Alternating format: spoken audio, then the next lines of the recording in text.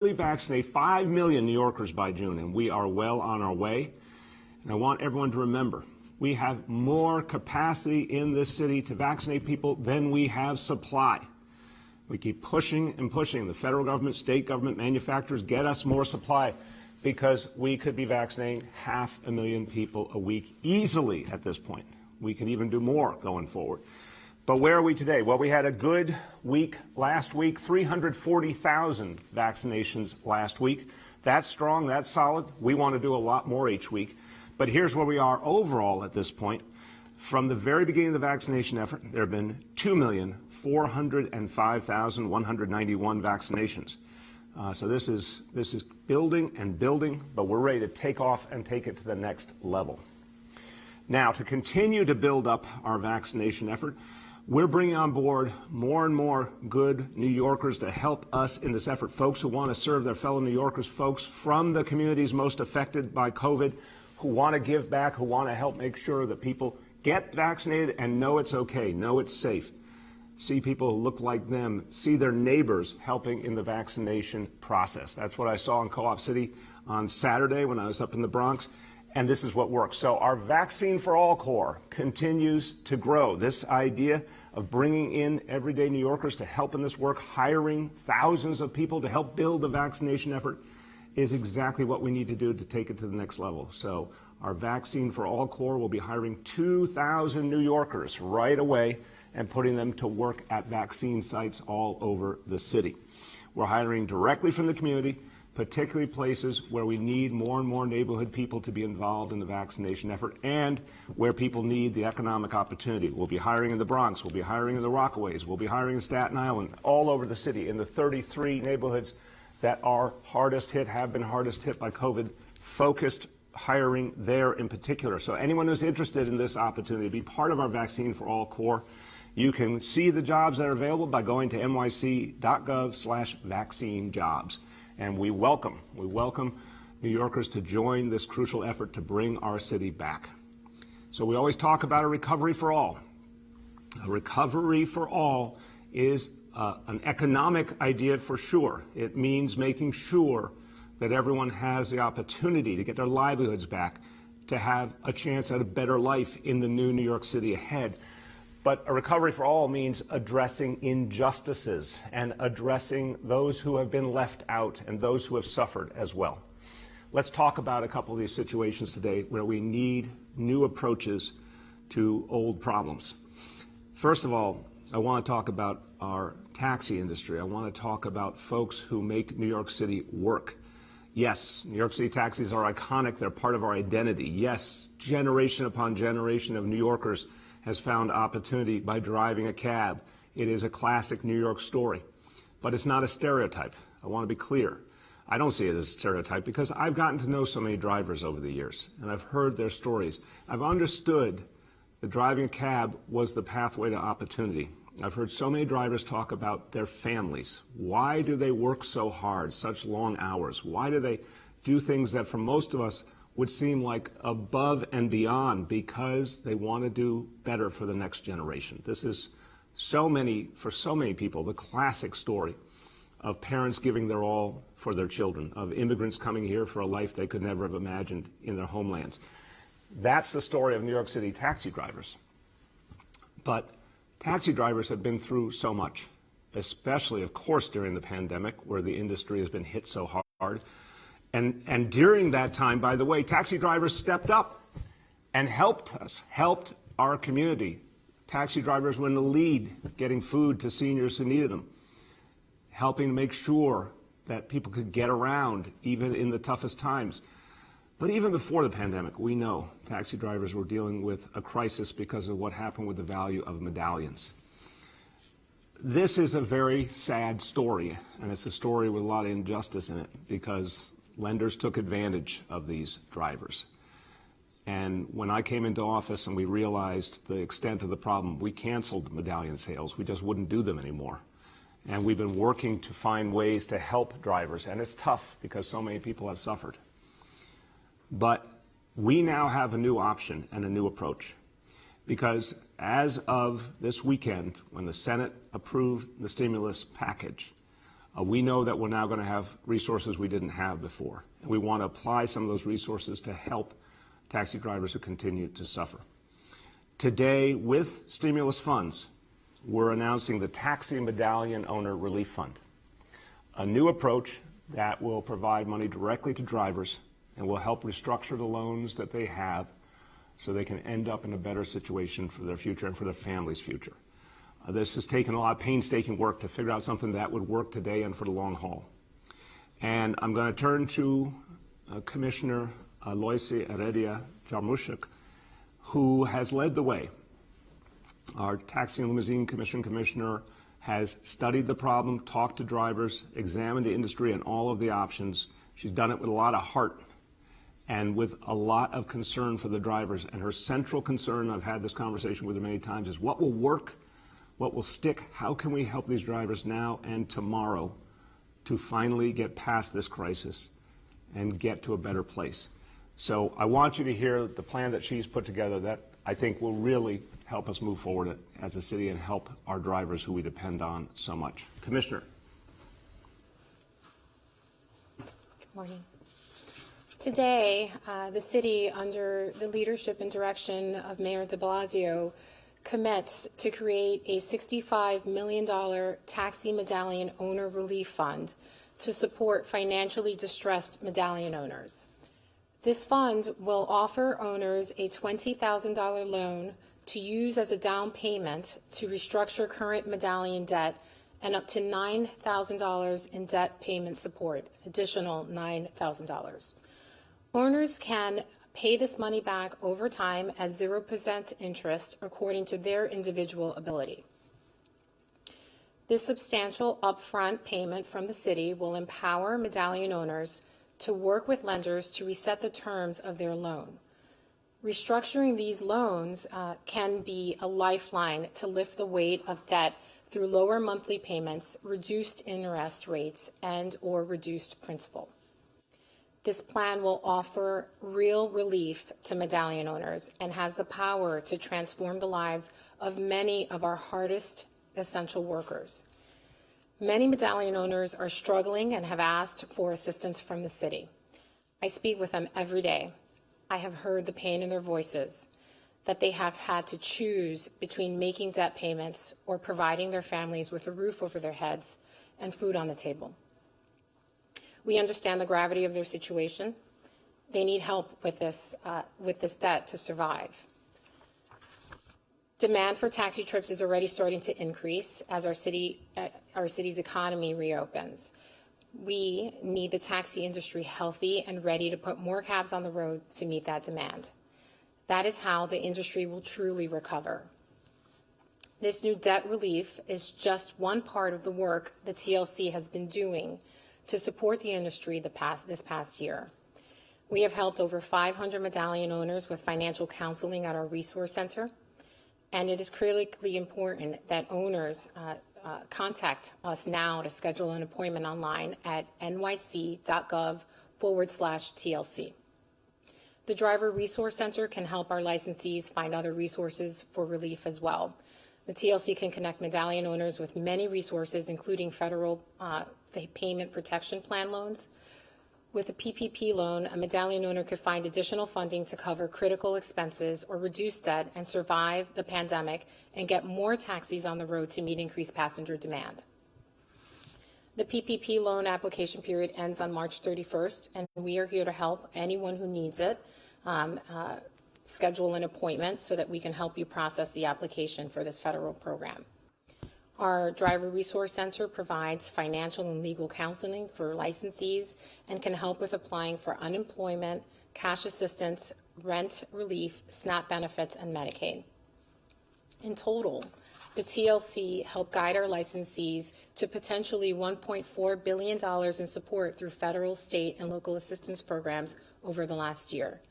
And today, the mayor and I stand ready to implement the new medallion owner taxi relief fund and commit to find new ways to engage and support the local taxi industry going forward to full recovery. Any medallion owners needing assistance with this or who are interested in this program, please email us at mrp@tlc.nyc.gov. Thank you so much, Commissioner. Appreciate it. And thank you. I know everyone at the TLC has been working now for years to help drivers in so many ways. And I think this new plan will be a difference maker for many, many drivers. And that's part of how we move forward. And I said earlier, what we do in a Recovery for All of Us is address a host of challenges that weren't addressed before, and we address injustices. We break status quo realities that we should not deal with anymore. We should not accept anymore. And this brings me to another topic that's so crucial. When it comes to those who are incarcerated in our city jail system, there's a history. And it's a history we have been working to overcome. And today is going to be a momentous day of change when it comes to fairness for those who are incarcerated and actually creating a path to redemption. Because remember, I always come back to this point. It's called a Department of Correction for a reason. It's not about punishment, it's about redemption. And I've spent time at Rikers Island. I've spent time talking to folks who are incarcerated. I've spent time talking to those who advocate for them. I've spent time talking to our correction officers. To get this right, you gotta listen, but we also have to be willing to change. Now, I want to harken back to the story that gripped New York City, that woke us all up to the reality. Between the years 2010, 2013, Khalif Browder was imprisoned at Rikers Island. For 2 full years, he was in solitary confinement. The fact that anyone could be left in solitary confinement for 2 years is shocking to think about in the history of this city, especially in this century. The fact that anyone could have been put in a situation where instead of being redeemed, their whole reality was made harder, their life was made worse, their ability to cope was undermined. Think about the mental health impact of someone being in solitary confinement for an extensive period of time. By the way, remember the original sin. All of this done to Khalif Browder for an offense, an alleged offense. And this is what I say original sin. He should never have been in Rikers Island to begin with for having been accused of stealing a backpack. But imagine the pain he went through, the pain his family continues to go through. Imagine how much harm was done by all those years of unfettered use of solitary confinement. When I came into office, the whole truth of Khalif Browder started to come out. And I worked with our corrections team, I worked with the Board of Corrections on changes. And we started to move away from solitary confinement. We found there was a better way. We found it was much more important to work on redeeming those who are incarcerated, to give them education and training, to show them a pathway beyond jail to a better life, and not to set back their progress with mistaken approaches like solitary confinement. We've said that we could do something very different. In fact, I came to the conclusion we could end solitary confinement entirely in New York City, something that has been done in very few places in this country. Working with our Board of Corrections, we found a plan that will work, that will provide a safe environment for those who are incarcerated and officers alike, but will end the scourge of solitary confinement. And we're making good on that pledge to create change. We're making good on that pledge today. The Board of Corrections today is proposing new rules that will end solitary confinement entirely in our city jails. We're going to go farther than any jail system in America by creating positive alternatives. And this came from work done by an extraordinary group of committed individuals who formed our working group to end punitive segregation, to end solitary confinement. I want to thank Jennifer Jones Austin, our Board of Corrections chair, for her leadership, and also the tremendous leadership of Vice Chair Stanley Richards, a man who has an extraordinary story, and it's an inspiring story, and who also serves as Executive Vice President of the Fortune Society. If you spend time with Stanley, you hear immediately why redemption should be our approach, because here is an extraordinary man who went through his own challenges, and his achievements prove to us why we should remember to hear and respect and redeem every one of our fellow New Yorkers. Here to talk to you about this new plan that will end solitary confinement once and for all, my pleasure to introduce Stanley Richards. Good morning, Mr. Mayor, and thank you. As an African-American man, a family man, a husband, a grandfather, a formerly incarcerated person, today marks a major milestone in our pursuit of a more safe, fair, and humane system. We are at the point in New York City where we could lead the nation in showing that it doesn't take brutality, it doesn't take harm, it doesn't take hurt to start healing. We can heal from the inside out. And the rule package that the Board of Corrections is putting together today is a way to change the department's response to violence by prioritizing safety and support for all, providing an environment where behavior change is both possible and rewarded. This rule eliminates solitary confinement in New York City and will govern the use of restrictive housing in response to violence across the jail system. It aims to do a couple of things. First, to define separation and ensure that it is not indefinite. It aims to ensure that people will be held accountable in a system that is based on swift, certain, and fair principles. That individuals will have a due process hearing and their punishment, including the amount of time, defined and expectations made clear and achievable. It aims to ensure that people will be provided with the support they need to successfully re-enter the general population and eventually their community. And finally, it aims to ensure transparency for all. Staff and people in custody must understand and buy into the core principles of this system. It will be critical for the goals, principles, and expectations to be clearly communicated to people in custody before and after any incident. So I stand with you today, Mayor de Blasio, and with the City Council, who have been calling on a smaller and fairer system, to say that today marks a major milestone in that process. And I look forward to hearing from advocates, community members, loved ones about what we're proposing, because this is not the end. This is the beginning of the process. And I want to thank you, Mayor de Blasio, for taking the leadership and to calling on this city to do better when it comes to mass incarceration and criminal justice, to do better for our communities who are disproportionately impacted by mass incarceration. And I stand ready to work with you, the City Council, the Board of Corrections, and the many community members who have been impacted by mass incarceration to make the changes necessary to lead the nation in a way forward for a smaller and more fairer system.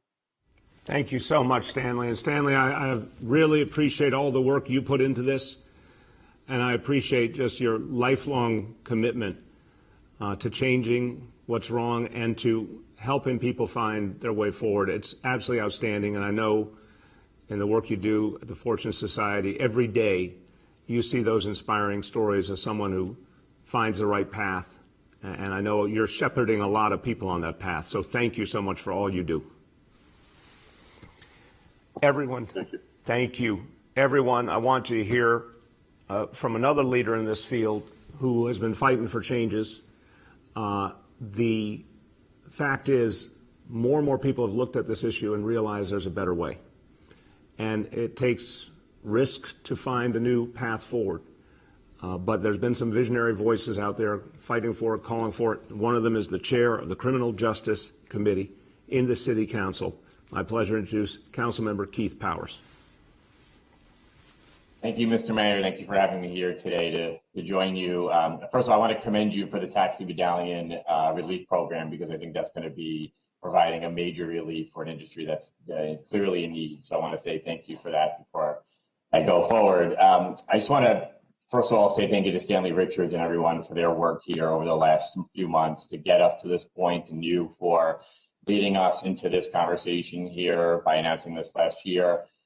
Today, the Board of Corrections is going to be taking up a long overdue improvement to the current solitary confinement practices, and this is really progress. And I know that we always will debate the details here of how to go forward, but I want to be clear that this is a big step in the right direction for New York City.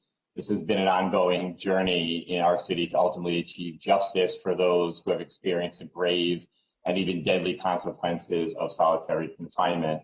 Just a few months ago, the City Council held a hearing on this topic and heard from families like Laylene Polanco's who have been affected by this as they've lost loved ones, and there's many others that we've heard from who have lost their humanity inside of our city jail system here because of solitary confinement. And we have been talking, myself and others, about bringing forward a new system to reduce jail violence inside of our city jails and to bring humanity back into a system that has often lost it. And I truly believe that we have an opportunity here to turn the page and end the chapter on solitary confinement here in our city jails. And I want to thank everyone for their work to get to this point. Today starts a public process that will be extremely valuable over the next few months as we work together to end solitary confinement. This is the beginning of that process today, so we have a few months ahead of us to make sure that we deliver on that promise to end solitary confinement. But today is undoubtedly a step forward. I want to thank the mayor. I want to thank Stanley Richards and, of course, the Fortune Society, Jennifer Jones-Austin, Deanne Hoskins, Commissioner Brand, and all others who worked on this, and even the advocates as well who have worked overtime to get us to this point. And I look forward to working alongside all of you to bring us to a final end here on solitary confinement and to bring our criminal justice system truly into a new place here in New York City. So thank you for having me here today, and I want to thank all of you for your work to get us to this point. Thank you so much, Councilmember. Thank you for all the effort you've put in, which has really helped move this forward. And I also want to say another council member who's passionate about this topic and very much believes in the changes being announced today, wanted to be with us, Councilmember Danny Drum, the finance chair of the City Council, but he is getting his COVID vaccine today. And obviously at this moment, that is the number one priority. So we understood he couldn't be with us because he's getting his shot.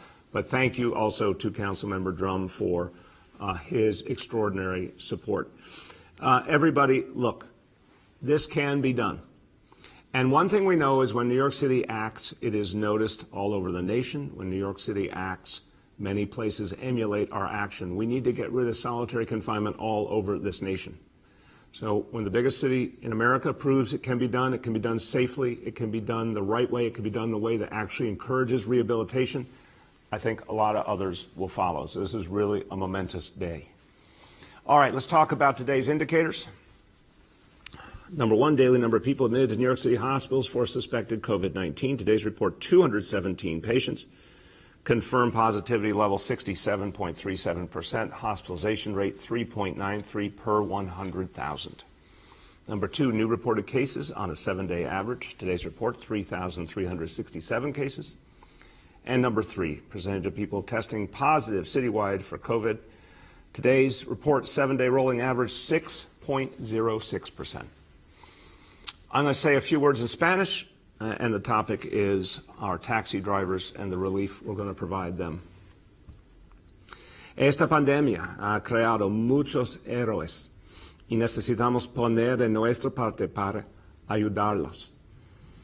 Hoy estamos ayudando a nuestros taxistas creando un fondo de ayuda para los dueños de medallion de taxi y estamos poniendo fin a las subastas de medallón. Nuestros taxistas serán parte clave en nuestro plan de recuperar una ciudad que es para todos. With that, let's turn to our colleagues in the media. Please let me know the name and outlet of each journalist. Hi all, we'll now begin our Q&A. With us today is TLC Commissioner Jarmuzic, Health Commissioner Dr. Dave Chachki, CEO of Health and Hospitals, Dr. Mitchell Katz, Co-Chair of the Board of Corrections, Stanley Richard, and Senior Advisor, Dr. Jay Varma. With that, we'll go to Emma from the New York Times. Hi, good morning, Mayor. As you know, we've written a lot about this issue, and we're curious, have you and your administration talked with taxi lenders, and do you have a sense that the lenders will restructure the loans? Yes, and to tell you more is our commissioner. We have connected with various lenders, and we believe that this plan is a win-win for everyone. And I expect that the lenders will participate in this program so that we can get on with our recovery here in New York City for taxis. Go ahead, Emma.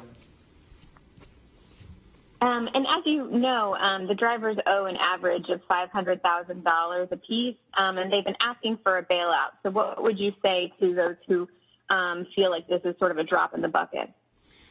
Look, Emma, I think our obligation is to find a way forward that will work. We've seen different bailout proposals, some that would cost hundreds of millions, some that even went into $1 billion plus. That's not possible for New York City. If there were an option on the federal level, that would be the one place that could be done. But here is a way to greatly improve the situation. And it's based on real painstaking work to figure out what would actually support drivers under the realities we face. And I know the commissioner really focused on that, a sustainable plan, something that would work, that would be manageable, that would help people move forward. So this is what we believe can be done. The stimulus funds gives us the opportunity to do it, and we're moving forward immediately to help as many drivers as possible. Next is Steve from WCBS Radio. Good morning, Mr. Mayor. How are you? Good, Steve. How you doing? I'm all right. Appreciate it. First of all, I wanted to ask about a story we're working on this morning. I'm sure you saw the Times first reported the lawsuit that that you're facing, governor's facing, regards to what they allege is segregation in city schools and racist policies that have perpetuated segregation in schools. Wanted to get your general take on that notion. Specifically, it talks about gifted and talented programs, specialized admissions tests. Wanted to get your response, if you have one yet, in terms of that notion that there have been baked-in policies for decades in city schools that's perpetuated segregation and racism.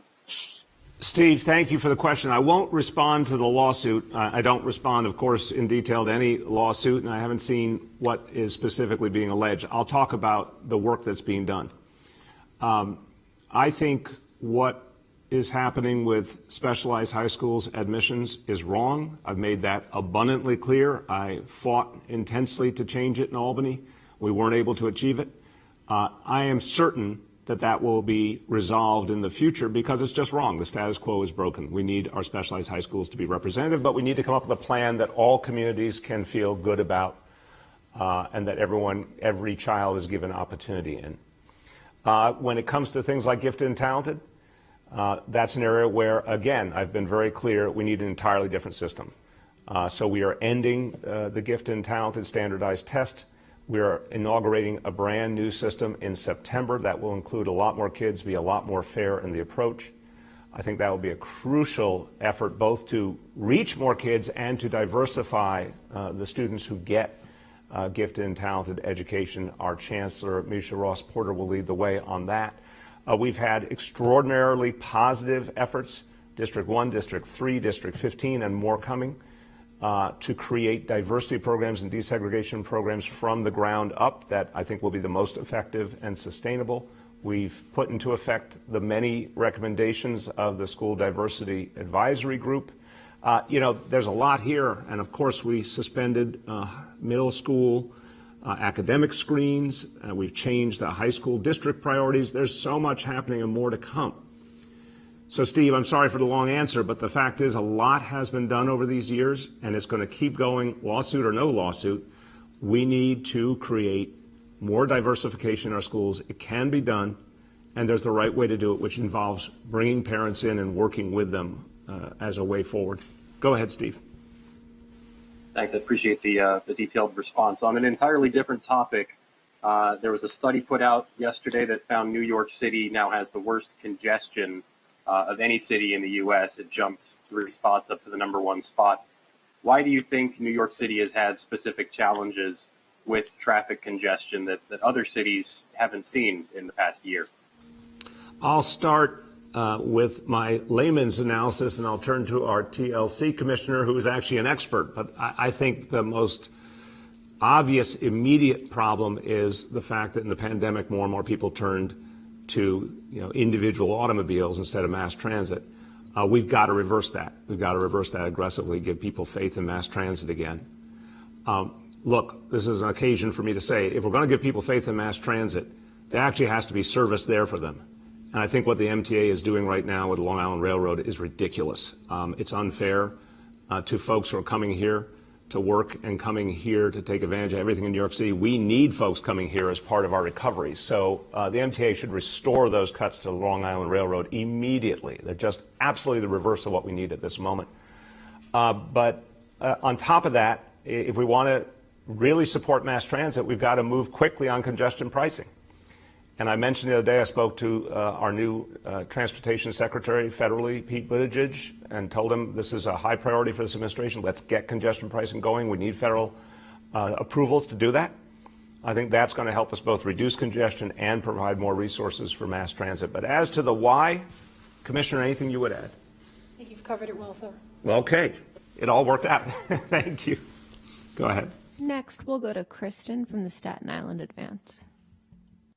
Good morning, Mr. Mayor. How are you today? I'm doing well, Kristen. How are you? I'm good, thanks. I was hoping you could talk a little bit more about the homebound vaccination effort. I know you have repeatedly said that it is for seniors, but one of your staffers said that it's not just for seniors, it's for all city residents who are homebound. And I've spoken to some people who are homebound due to various disabilities. They tried to register, and they were told that they're not yet eligible because it is only for seniors right now. So I was hoping you could just clarify that a little bit and say, is it for all homebound people? And if it isn't, when the effort will be expanded? Thank you very much. A very important question, Kristen. I appreciate it. I'm going to turn to Dr. Choksi, but just emphasizing, look, the state has approved a range of people for vaccination in general, obviously 65 and up. Folks with serious pre-existing conditions, and we're working within whatever parameters the state has created. As you know, I'm hoping increasingly we'll be given local control of the situation so we can set the rules right for our community. But I also want to make sure that the website and the phone line give people the opportunity to sign up who are homebound for whatever reason within the existing rules, obviously. But no, not just seniors. Anyone who qualifies and is homebound. We want to reach. So Dr. Choksi, could you speak to that? Yes, sir. Thank you, Mr. Mayor. And that's exactly right. The program will serve anyone who is homebound and eligible for vaccination. In the early days, the early stages, we are prioritizing our outreach for older homebound individuals, people who are above the age of 65. Particularly because we have a relatively limited supply of the Johnson & Johnson vaccine to begin. But as that expands and in the coming days and weeks and the timeline that the mayor laid out yesterday, that will certainly extend to other homebound individuals as well.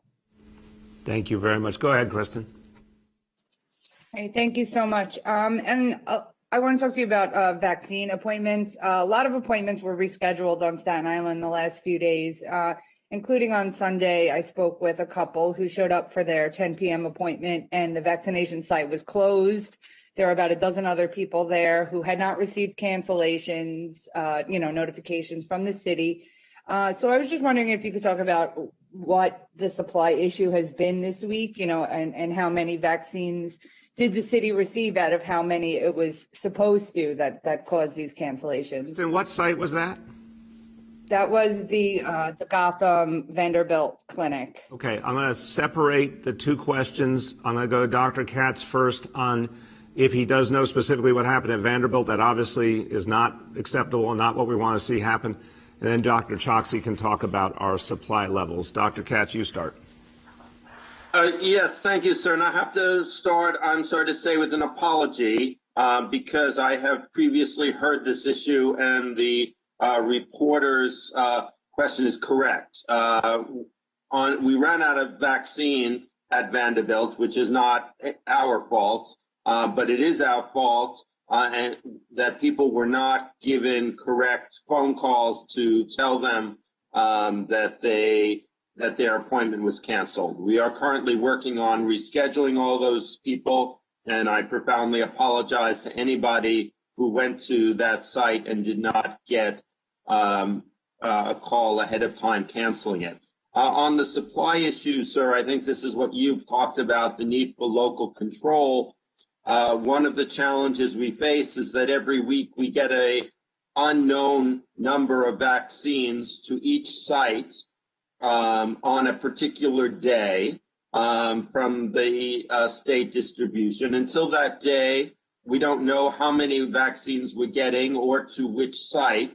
And then we are meant to use them as rapidly as possible. This is what keeps us from making cogent plans that ideally we would do weeks ahead on setting schedules, making sure that everybody who has had to be rescheduled is quickly rescheduled. But I can never reschedule anyone until I have the vaccine in hand, and I never know until it arrives how many injections I'm going to have. So, this is why you keep calling correctly for more local control. But again, I'll close with apologizing to anyone who went to that Vanderbilt site on Sunday and wasn't told their appointment was canceled. Hey, Mitch, thank you very much, Mitch. And I know when you say that, you mean it, and I appreciate it. But very quickly, can you give any sense of how quickly we can get those folks back in and give them their vaccinations? We have already begun to call them, sir, because I was alerted to the problem Monday morning. Okay. So I know yesterday they began to call, and I will check and see today how many people they've been able to reach. All right, but since it's a small number of people, I just want to state the obvious. We should be able to reach everyone today, and I assume we can accommodate them today or tomorrow. I mean, they deserve preference if they were bumped previously, right? Absolutely, sir. Absolutely. And Kristen will be our watchdog to make sure that happens. And thank you, Kristen, again for raising an important issue and helping us correct problems. And Dr. Choksi on overall supply. Yes, sir. Thank you. Just to add briefly, our overall supply last week was about 200,000 first doses of vaccine that were delivered to New York City as a whole. For this week, it's a slight increase to about 205,000 doses. Those are first doses that will be delivered between today and tomorrow. And for last week, all of the supply that was supposed to be delivered was delivered. But as Dr. Katz has mentioned, we need a longer window, a longer road to be able to say, we know we're going to get this allotment for this week, this allotment for the subsequent weeks as well, so that we can plan out appointments in a way that better serves New Yorkers. And last point, just Kristen, to put it in perspective, I told you last week was 340,000. We absolutely could be doing 500,000. So, we are between 150,000 and 200,000 doses short each week of where we could be. And I've had this conversation with White House officials. It's just a simple number. If between the federal government, state government, manufacturers, today they gave us 200,000 additional doses for this week, we would use them all up. That's the scale, that's the gap. But once that gap gets closed, our numbers are going to shoot upwards because we have the capacity now, and we're adding to it with our Vaccine for All Corps as we speak. Go ahead. Next is Andrew from WNBC.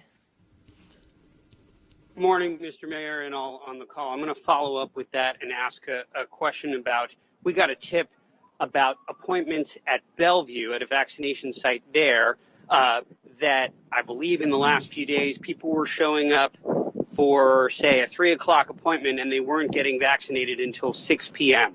I'm wondering if you think that's going to become more of the norm as vaccine supply rises, but maybe we don't have enough vaccinators, or what might the explanation be for a 3-hour wait? Well, there shouldn't be a 3-hour wait in terms of, we know some people are showing up very early, just abundance of caution, but when it comes time for someone's scheduled appointment, it should happen on time or very close to it.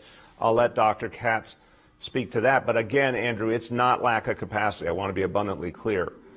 We could be doing a lot more vaccinations right this minute, and we're adding 2,000 more members of our vaccination team to get ready for when we do have, finally, more vaccine coming in. Look, I've told you I want to do 500,000 vaccinations a week. I think we can go beyond that substantially. So we're building capacity. I want to have new centers open in communities that don't have them yet. I want to have centers that are not 24 hours and can be, go to the 24 hours. There's lots we could do if we had supply, but the problem is supply, supply, supply. It's not capacity here, it's supply. But Dr. Katz, to the Bellevue situation, can you speak to that? Yes, sir. I'll have to check. I have not heard that report. I've been by the Bellevue Center several times, and there was no line the times that I went. It is one of our major sites. I am glad that it is an inside site with a large waiting room, so at least I know people were not outside waiting. But I can't explain. I will check right after this call and find out why there was such a long wait. Certainly, we are having an issue, as we spoke on the previous call, of people arriving several hours earlier. And so if it's a popular time and multiple people come, and we have been trying to accommodate people. We have not been sending people home who come earlier. And if this problem continues, we may have to reach that point where we tell people, I'm sorry, you have to go home. Your appointment isn't for multiple hours. We've been doing our best because we don't like people coming and going because of the exposures. Once they're there, we try to accommodate them. But if that's resulting in longer wait times for people who had an appointment and came at that appointment, that's a problem, sir. So I will work on it today. Thank you very much. Go ahead, Andrew. On a separate topic, yesterday, 21 women in the New York State Assembly wrote a letter essentially saying, let Letitia James, Attorney General James, finish her investigation, put a pause on the calls for the governor to resign, and just let the investigation go forward. That was echoed by Senator Schumer. It was echoed by Hillary Clinton and others. I'm wondering, do you agree with what seems to be that forming consensus on the part of some that the investigation is underway, people can put the brakes on here, or do you disagree with that opinion?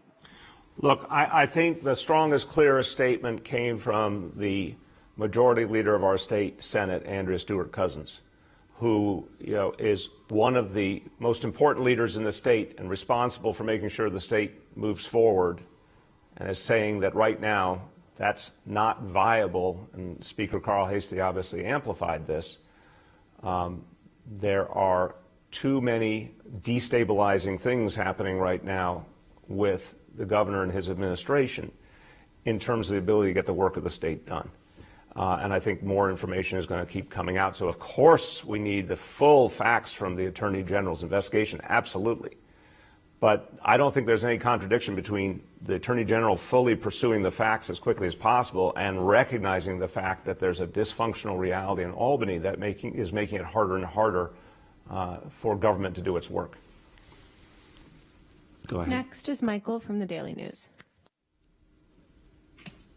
Morning, Mr. Mayor. Hey, Michael, how are you? I'm doing all right. I've got a question, a follow-up to Andrew's question. Yesterday you said that, and I'm paraphrasing a bit probably here, fewer and fewer people believe the governor, in the context of what the Senate leader said. Do you believe the governor, in his response to these allegations? Do you think what he's saying is credible at this point? No. Go ahead. Okay. Shifting gears here. Thank you for the succinct answer. I wanted to talk to you about housing. I think Errol mentioned some of this last night, but I wanted to try to get a little deeper into it. Looking back on your time as mayor, I wanted to get a sense, knowing all you know now, what do you think you would have done differently as far as affordable housing in the city, dealing with homelessness? I mean, some have criticized you for the way money's been spent on handling homelessness. I get it's a huge issue to deal with. What would you have done differently, and what kind of counsel would you give the next mayor coming in on how to deal with homelessness and affordable housing moving forward? Yeah, crucial and vast question, Michael, but a very important one. Look, I have criticized me. I've said that it took me too long in the beginning to understand that we need a very different approach on homelessness. And, I needed to focus early on equally on shelter, folks who are in shelter and folks who are on the street. And we just weren't calibrated right in the beginning. But I'll tell you, the way forward, I think we have now developed.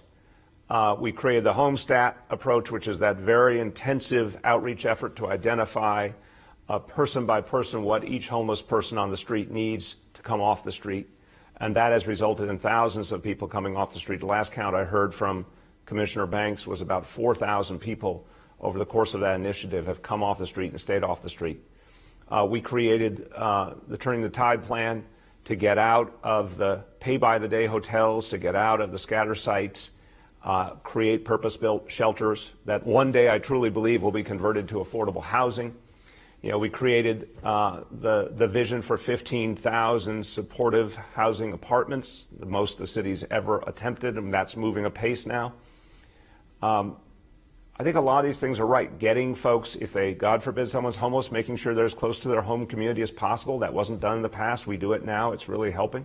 But most importantly, the Journey Home vision, which takes that Homestat model and then deepens it with the inclusion of safe haven units, safe haven spots for homeless folks that really give homeless folks who are resistant to coming in off the street a much more supportive, smaller atmosphere. Mental health services, substance misuse services really helps turn lives around, and that's been working even during the pandemic, getting hundreds and hundreds of people in off the streets and keeping them off the streets. So I think now that combination of strategies is the way forward for New York City.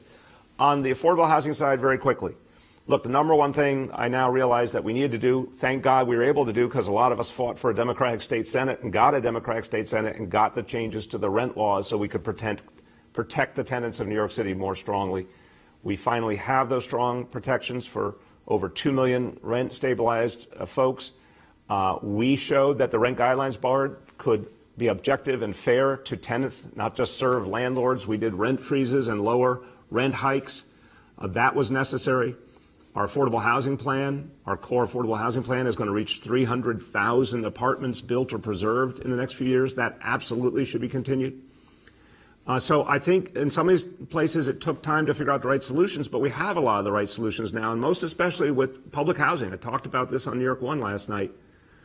What our NYCHA chair, Greg Russ, has put forward is absolutely the smart plan to actually achieve the $40 billion, and I want to emphasize that word, $40 billion of capital funds that we need to truly repair and rehabilitate all of our public housing buildings and give our residents a fair and decent life. Chairman Russ's plan is the way to do that. And I think we embraced that plan, and now working with the Biden administration, and they're, I think, enthusiastic about the plan, we can actually get something done that will be transcendent for public housing. So sorry for the long answer, but I think we have now the building blocks to solve a lot of these problems, and I'm proud that we put them together. Even if it took some time, I think we have the right formula now. Go ahead. Next is Narmeen from Pix 11. Hi, good morning, Mayor. How are you? Good, Narmeen. How you been? I'm doing well, thank you. You've talked a number of times about the importance of mom and pop pharmacies and the need to include them in the vaccination rollout. However, I wanted to bring to light a couple of issues we've learned about. A couple of local pharmacies, Rossi Pharmacy in particular, we had a lengthy conversation with them out of Brooklyn. They get about 200 vaccines a week, but they've found it difficult to fill appointments. They say they are not showing up on city and state sites when people search to book appointments. They've had to resort to cold calling themselves and walking out into the neighborhood to bring folks in. They are restrained by that 65 plus category and can't openly vaccinate all eligibility categories.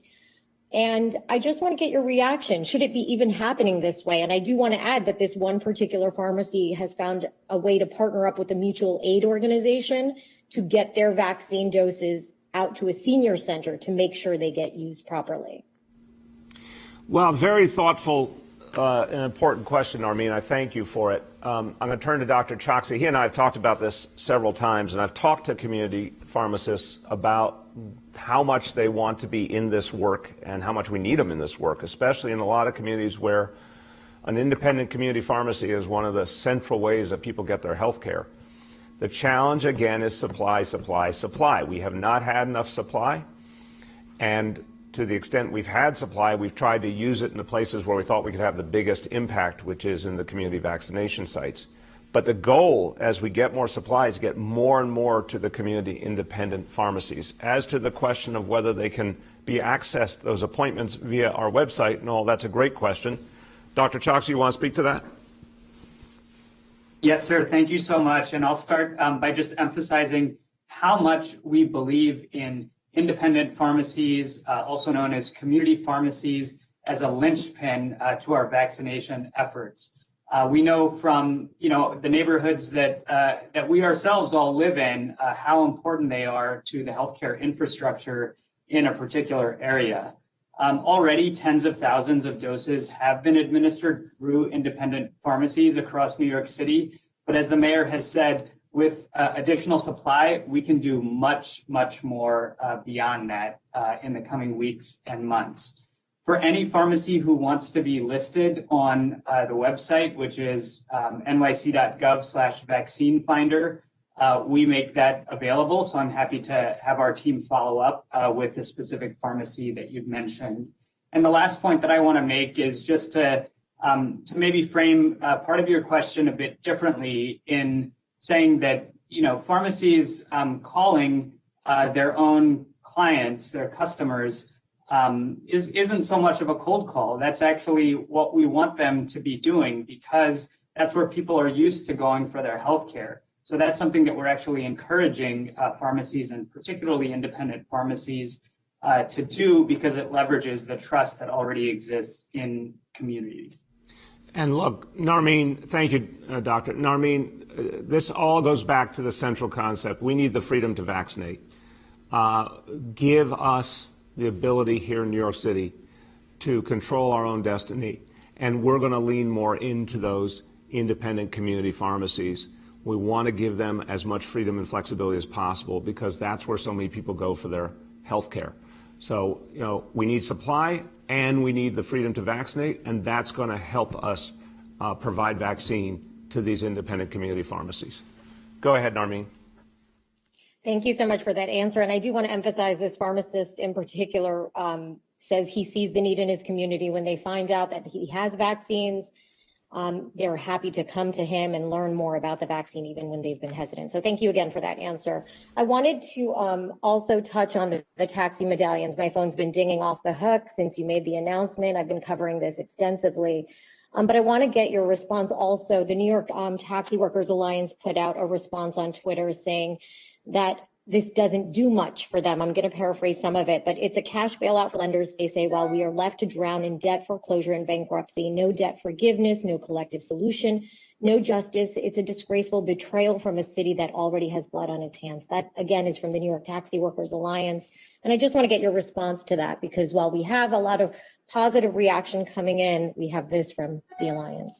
I will just say, I'll turn to the commissioner, but that very statement speaks volumes. The Taxi Workers Alliance, I respect them. We've worked with them on things like the minimum wage. We've found common ground on important issues, but that statement really does not respect the hard work that was done to find a viable solution. It's really easy for folks to call for things that aren't going to work and feel like, that sounds good. But what we've actually been trying to do is the hard work of figuring out a sustainable solution. And our commissioner cares deeply about the drivers and was not going to offer a plan unless she believed it would actually help them in the long run and be workable. So, again, We'll listen to all voices, but our job as the government representing the people is to come up with a solution that will actually work. Commissioner, why don't you speak to that? I'll say that $65 million is a massive commitment from the city and a very clearly articulated commitment to the yellow taxi segment that is part of the city's infrastructure. And I'm very proud of this plan. I'm going to work very quickly to ensure that it is implemented so that we can deliver the support that the industry needs at this critical time. Thank you. Go ahead. We have time for two more. First, we'll go to Ariama from Kings County Politics. Hi, good morning. Hey, Ariama, how you doing? Ariama with the M, sir. Oh, I'm sorry. Say it again. Ariama. I'm going to get it right. Ariama. Yep, thank you. Awesome. So just to stay on the taxi question really quickly, how do you square away putting more taxis on the road with environmentalists who are, after last year especially, want the city to be more walkable and take cars off the road? Well, it's a good question, and I'm going to turn to the commissioner for her view, but I would say, look, taxis, for-hire vehicles are another form of mass transit. They're not individual automobile ownership, and they're obviously collective. You know, people use them for a brief period of time each day, and lots of people use them in the course of the day. I think that's a lot better than a whole lot of individual cars moving around. But again, we're always going to be very mindful of what the right number is, and that's part of why we've been careful about how we use caps and all in the middle of all these challenges we're facing. So that would be my big frame in answer to your question. Commissioner, would you speak to it? So yellow taxis, as the mayor just said, are an extension of our public transit system. And the good news about taxis and the amount that we have is that they are a fixed amount. There are 13,587 medallions. That hasn't grown in a very long time. And they are critical to getting New Yorkers and visitors around during regular times and have proven a critical component of transportation during the pandemic. We are always looking at ways to see how we can be more environmentally friendly. I'm very excited that we have 7 yellow taxi Teslas on the road right now, and we are in conversations with our fleet owners, our individual owners, and Tesla to see how many more we can get on the road. And I envision a day where half of our fleet will be environmentally friendly and not have that footprint that it has now. Thank you. Go ahead, Ariama. Nice. And my second question, just to go back to the vaccine update, what's the hiring process going to be like for the neighborhood jobs? Excellent question. And again, we want to really encourage people who want to be part of this, I think, heroic vaccination effort to come forward. And we're focusing on the 33 communities hardest hit by COVID. I'm going to turn to, I don't know if Dr. Choksi or Dr. Katz has most of the details. Which one of you would like to speak to it? Sir, I'm happy to start. Thank you. And you're exactly right. The focus on this is to serve communities through vaccination by actually hiring from the communities that have been hardest hit. And so the jobs are being posted at nyc.gov/vaccine jobs, where it also walks through the precise process of applying for a job. But almost as important is the recruitment that we'll bring to bear, working with community-based organizations. And I'm really grateful to the to Small Business Services for organizing this effort as a whole, leveraging their connections with organizations with respect to actually recruiting from those communities. Once that happens, there are a range of jobs. Some are non-clinical that require no healthcare experience. Others are clinical, for example, the people who are actually administering the vaccines. And so there's a process to get the best qualified candidates to rise to the top and actually get matched with the jobs that are available. Thank you. Okay, go ahead. Last, we'll go to Yehudit from Borough 24 News. It's Borough Park 24. Borough Park 24 News. Right. I'm getting a little casual. Sorry, guys. Yehudit, are you there? We lost Yehudit. We're going to go to Gersh from Streets Blog. How you guys doing? I get to go last again, Mr. Mayor, I guess. You know, which is always a lot of fun. Gersh, it's like cleanup hitter, just a lot later. No, I just, because I know everybody hangs up and we get to talk like gentlemen. I'm doing 8th grade English with my son right now, so now I'm failing English for the second time. So anyway. That was a quotable quote. Yeah. I want to ask you, there's sort of an absurd quality to your taxi bailout plan announced today, especially given an earlier answer that talked about the yellow industry. It's capped at 38,000 medallions. But, the city has done very little to regulate Uber and Lyft, which during the height of its business, before the pandemic, was handling like a million cab rides a day. So that's really the elephant in the room here. I know the council has a plan to charge Uber and Lyft like 11 cents a minute for when they cruise empty, causing all that traffic. So maybe you could talk a little bit about that. I mean, the administration doesn't seem to be talking about regulating Uber and Lyft. Gersh, I always know where you stand on an issue, and I appreciate it, but I think just your question does not pay attention to the extremely rich history here. 2015, this administration fought hard to deepen regulation of Uber and Lyft. Unfortunately, the city council did not agree. That was a mistake. They should have. We came back later with the city council and did what should have been done earlier and create a lot more regulation. And we've added a number of pieces to that regulation, some of which we had to fight out in court. And you can tell that you're being aggressive towards a massive multinational corporation when they constantly take you to court. And we have continued that fight. So I would just disagree entirely. I think we've been constantly focused on trying to put the right limits on there. Commissioner, would you like to add? The for-hire transportation industry, as the mayor said, has a very rich history.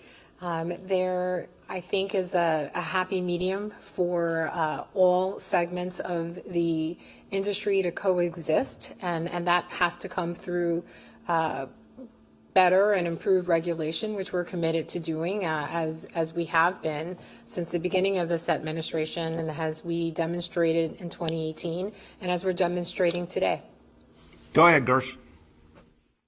All right, I'll ask a different question. So I just got off the phone before the call with Transportation Committee Chairman Ydanis Rodriguez of the council, and he told me the council, look, they're open to negotiating with you on that bill to move the NYPD's collision investigation squad to the DOT. But at the end of the day, if your administration does not negotiate, and you've said you're against the bill, the council will pass the bill setting up what would be the first override of a de Blasio veto. So that's historic, first of all. So what do you think of that? And will you negotiate on this bill? I think we can find a good solution, what we've talked about before. I have a lot of respect for the council member. I think we're all working together on this. There is an element of this work that should be done by DOT. There's an element of this work should be done by the NYPD.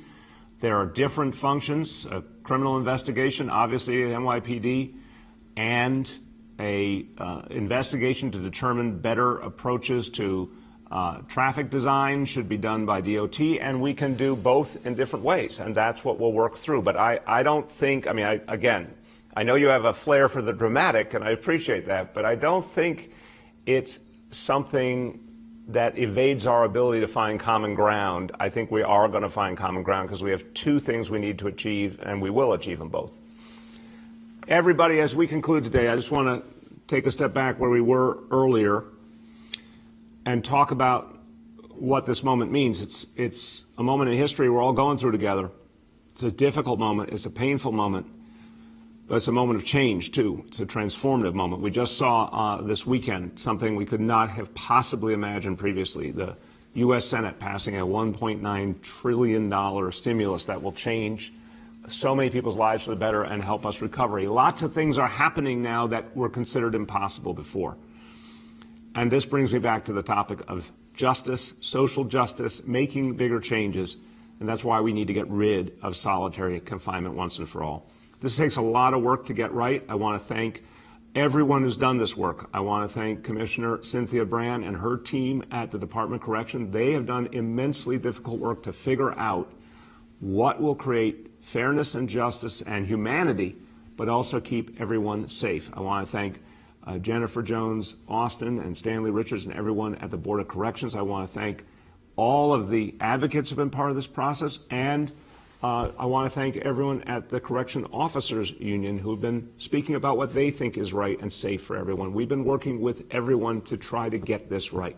But one thing I know for sure, the era of punitive segregation is ending, must end, will end in New York City, and it will end this year, and that's going to move us forward. Thank you, everybody.